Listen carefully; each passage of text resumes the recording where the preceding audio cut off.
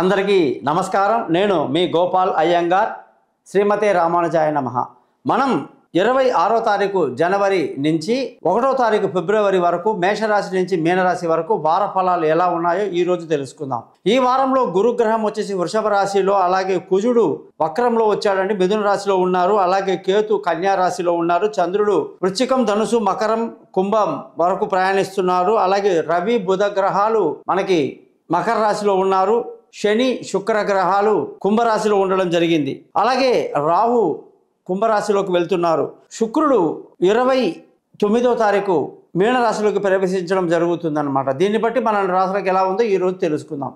ముఖ్యంగా మనం అందరం కూడా ప్రతిసారి కూడా ఒట్టి వారఫలం తెలుసుకోవటం, మన మంత్రాలు అవి ఏ పూజలు చేయాలనేది కాకుండా, రత్నాలు అవి కాకుండా, చాలా ఇంపార్టెంట్ విషయం ఏంటంటే ఒక్కొక్క గ్రహం యొక్క ప్రత్యేకత కూడా తెలుసుకోవటం ఎంతైనా మంచిది. బుధ గ్రహం ఈసారి అన్ని రాశులకు కూడా మారడం వల్ల ఎలాంటి ఫలితాలు వస్తాయి, ఎవరు ఈ బుధ గ్రహం ఎవరు అని కానీ మనం ఆలోచిస్తే, మన ఆధ్యాత్మికటువంటి విషయంలో కానీ, శాస్త్రపరంగా కానివ్వండి, జ్యోతిష శాస్త్రంలో కూడా ఎక్కడా ఎవ్వరూ చెప్పలేని అనేక రహస్యాలు చెప్పబడ్డాయి. బుధగ్రహము చంద్రగ్రహం యొక్క సంతానం అంట, చంద్రుడి యొక్క కొడుకంట బుధుడు. ఎంతో చెప్పడానికి, వినడానికి ఆశ్చర్యంగా ఉంటుంది.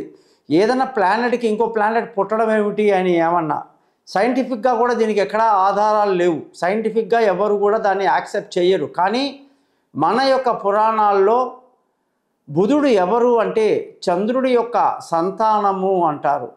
ఇందులో సైంటిఫిక్గా అంటే మనం లాజిక్గా కూడా అద్భుతంగా ఒక మాట చెప్పొచ్చు.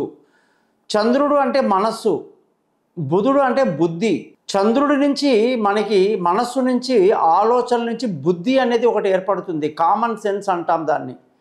నువ్వు బుద్ధి వాడవయ్యా అంటారు. అంటే నువ్వు మనసు వాడుతున్నావు. మనసు వాడకు. మనసుకి ఏం తెలుసు? స్పాట్లో రిప్లై ఇచ్చేస్తుంది. అది నువ్వు తిడితే అది తిట్టేస్తుంది, నువ్వు కొడితే అది కొట్టేస్తుంది, అది నువ్వేం చెప్తే అది రిప్లై. మనసుకు ఎటువంటి విచక్షణ జ్ఞానం ఉండదు. కానీ మనస్సు నుంచి పుట్టినటువంటి బుద్ధికి వికాసం ఉంటుంది, ఆలోచన విధానం ఉంటుంది. ఏది తప్పు, ఏది ఒప్పు, ఏది మాట్లాడాలి, ఏది మాట్లాడొద్దు అని చెప్పేదే బుద్ధి అన్నమాట. అందుకే మీకు బుద్ధి లేదా అంటే చాలామంది చాలా తప్పుగా అనుకుంటారు. అందుకే చంద్రుడు అంటే మనసు నుంచి బుద్ధి ఏర్పడింది, బుధుడు ఏర్పడ్డాడు అని చెప్పి ఒక లాజిక్ చెప్పాలి. ఇలాగే చంద్రుడు చదువు కోసం బృహస్పతి దగ్గరికి, చదువుకోవడానికి దేవతల గురువు దగ్గర బృహస్పతి దగ్గరికి వెళ్తే, ఆయన చదువు చెబుతున్నప్పుడు ఆయన ఆశ్రమంలో ఉంటూ బృహస్పతి యొక్క భార్య తార అనే స్త్రీ ఉంటుంది. ఆవిడ దేవకన్య. ఆవిడ గురువు నిరాధారణకు గురవుతుంది. గురువు ఆమెను పట్టించుకోడు. యవ్వనంలో ఉన్నటువంటి తారకి కోరికలు ఎక్కువ ఉంటాయి. అలా ఆ విషయాన్ని గ్రహించినటువంటి విద్యార్థిగా వచ్చిన చంద్రుడు తార మీద మనసు పడి తారను తీసుకొని వెళ్ళిపోతాడట. వెళ్ళి ఏదో గ్రహమండలంలో కాపురం పెట్టేస్తాడు. వాళ్లకు సంతానం కలుగుతుందన్నమాట. ఆ సంతానమే బుధుడు. ఎప్పుడైతే బృహస్పతి ఈ విషయం తెలుసుకొని వెంటనే మహావిష్ణువుని వెళ్ళి తన ప్రాబ్లం చెప్పుకుంటే, మహావిష్ణువు వెంటనే విషయం తెలుసుకొని చంద్రుడిని తారని పిలిపించి ఇద్దరికి బుద్ధిమతులు చెప్పి, దేవతలు కాబట్టి భావి వరసలు ఉండవు కాబట్టి తారని బృహస్పతి దగ్గర పంపించేసి చంద్రుడిని మందలించి పంపిస్తే, ఆయన చేతిలో ఉన్న కొడుకుని విష్ణువు కాళ్ళ దగ్గర పెట్టి వెళ్ళిపోతాట. అతనే బుధుడు. ఆ విధంగా ఆ బుధుడికి ఆధిపత్యం వహించేది మహావిష్ణువే పెంచుకుంటాడు. కాబట్టి బుధగ్రహం కొరకు అందరూ మహావిష్ణువును సేవిస్తారన్నమాట. ఇది బుధగ్రహం యొక్క చరిత్ర. ఈసారి బుధుడు మకర రాశిలోకి వచ్చి 12 రాశులకు ఏం చేస్తాడో మనం తెలుసుకుందాం.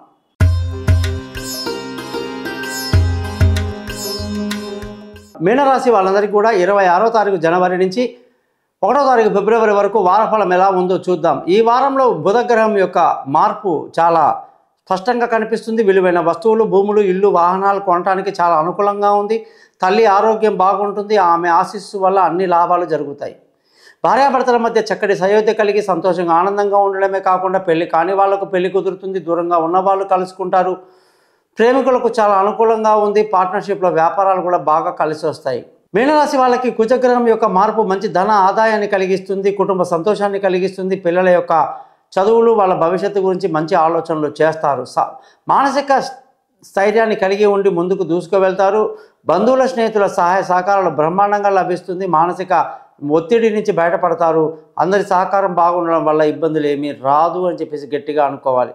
పిల్లల యొక్క చదువులు, వాళ్ళ భవిష్యత్తు, వాళ్ళ ఉద్యోగాలు, వాళ్ళ విదేశాల యానాలన్నీ కూడా చాలా అనుకూలంగా ఉన్నాయి. సంతోషంగా, సంతృప్తికరంగా ఉంటుంది. తెలివైన నిర్ణయాలు తీసుకుంటూ ముందుకెళ్తారు.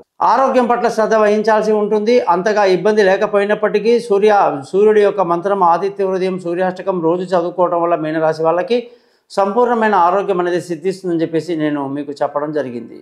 శత్రుపీడ ఎక్కువ ఉంటుంది. రుణ ఒత్తిడి లేకపోలేదు. అలాగే భార్యాభర్తల మధ్య చక్కటి సహాయత కలిగి బాగుంటారని చెప్పడం జరిగింది. ముఖ్యంగా అదృష్టంగానే చూసుకుంటే ఈ వారం చక్కటి అదృష్టాన్ని కలిగి తండ్రి సహకారాలు, మామగారి సహకారాలు, పెద్దల సహకారాలతో మీరు ముందుకు దూసుకువెళ్తారని చెప్పేసి మీనరాశి వాళ్ళకు చాలా క్లియర్గా చెప్పడం జరిగింది. ఈ రాశి వాళ్ళందరికీ కూడా ఉద్యోగంలో ప్రమోషన్లు, ఇంక్రిమెంట్లు, పై అధికారుల ప్రశంసలు అన్నీ రాగవాలంటే రోజు గురు మంత్రాన్ని 16 సార్లు చదువుకోవటం, కనకపుష రాగాన్ని మీ చూపుడు వెలికి ధరించడం, అలాగే మీ జాతకంలో మీ యొక్క దశ అంతర్దశ ఏంటి, ఏం జరుగుతుంది, దానికి ఏమైనా అవసరమైన పరిహారాలు ఏమైనా చేసుకుని జాతకం మొత్తం 50 పేజీలు మీకు పీడిఎఫ్ చేసి పంపడం, 15 నిమిషాలు మీకు అర్థమయ్యేటట్టు చెప్పడం జరుగుతుంది. మీ డీటెయిల్స్ అన్నీ కూడా ఈ పైన ఇచ్చిన వాట్సాప్లో పంపించండి. నేను మీతో 15 నిమిషాలు మాట్లాడి అన్నీ చెప్తాను.